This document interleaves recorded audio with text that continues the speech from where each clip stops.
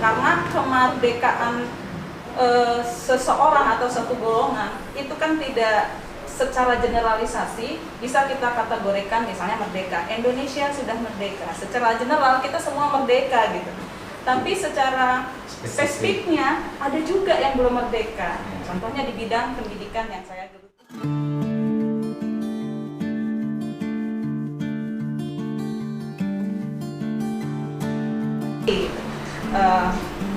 Suatu saat saya menyadari bahwa bidang pendidikan ini belum merdeka ketika saya mengunjungi satu pulau kecil. Banyak anak-anak.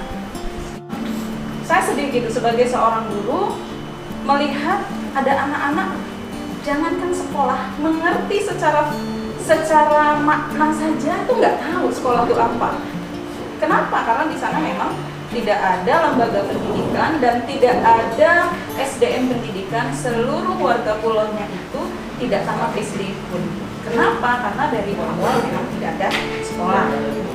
Ketika saya bertanya sama salah satu anak, dek kelas berapa dek? Ketika saya berkunjung nggak sengaja nih, saya kelas 4 ibu, kalau kamu kelas 6 ibu, kalau kamu, saya sudah nggak belajar lagi, saya sudah lulus. Kemudian saya berpikir, terus pernah bagi lapor nggak? Enggak. Pernah terima ijazah nggak? Enggak. Keep saya gitu. Oh, berarti mereka tidak ngerti apa itu sekolah. Malah kan mas gitu ya. Walaupun itu pulau kecil, jumlah penduduknya sedikit, tapi tetap saja mereka harus kita layani karena kelak perkembangan penduduk itu kan terus bergeser dari 2 jadi 4 jadi 6 jadi 10 dan seterusnya. Kemudian saya berpikir ini untuk apa ini? Besoknya saya kesana lagi. Rupanya mereka cuma berasumsi seperti anak-anak di luar, mengaku-ngaku kelas 4 karena usianya 10 tahun, mengaku-ngaku sudah lulus karena usianya 17 tahun. Astagfirullahaladzim, saya bilang. Berarti ini takdir Allah buat saya untuk melayani mereka. Jadi dari situlah kami mulai berjuang. Nah, sesuai dengan tadi tema mengangkat senjata, menurut saya itu sekarang di zaman kemerdekaan yang sudah diperjuangkan Bapak tadi dengan veteran ya, manggul-manggul senjata. Kata Pak Basi juga tadi, senjata itu bisa apa saja di zaman sudah kemerdekaan ini. Tapi kita juga harus memikirkan yang bawa senjata itu siapa sih? Tepat nggak yang bawa senjatanya? Kan kalau misalnya kita bawa, saya nggak ngerti Pak, revolver itu apa FN itu apa, tapi kalau dia tidak mengetahui jenis senjatanya, nanti nembaknya salah ya Pak ya? Nah jadi semua itu senjata itu memang harus sesuai. Seperti saya guru, saya nggak bisa berjuang di bidang pariwisata karena saya nggak punya senjatanya. Gitu. Jadi saya guru, jadi saya berjuang mengangkat senjata itu sesuai dengan senjata yang saya miliki dan saya tahu cara menggunakannya. Kan kalau kita tahu cara menggunakannya bisa tepat sasarannya. Jadi di dunia pendidikan, di bidang pendidikan khususnya,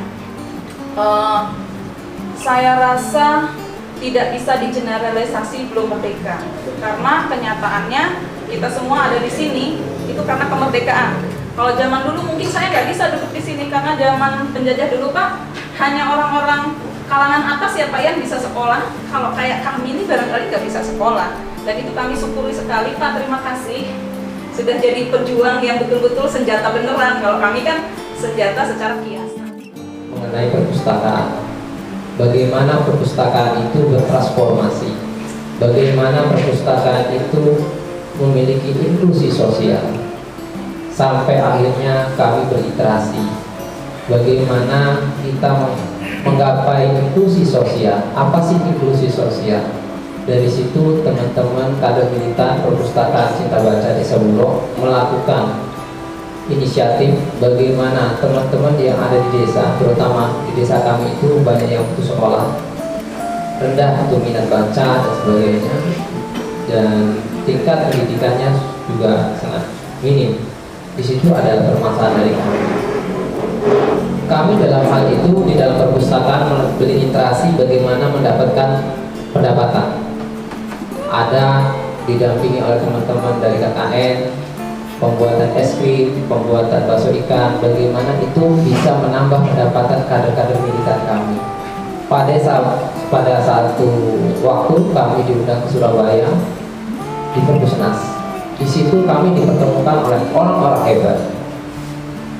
Mereka dari perpustakaan bisa membangun suatu usaha yang sangat besar. Bahkan yang sangat memotivasi kami yaitu ada teman dari Palu. Mereka pasca gempa, mereka bisa berdikari, mandiri melalui bibit di sana.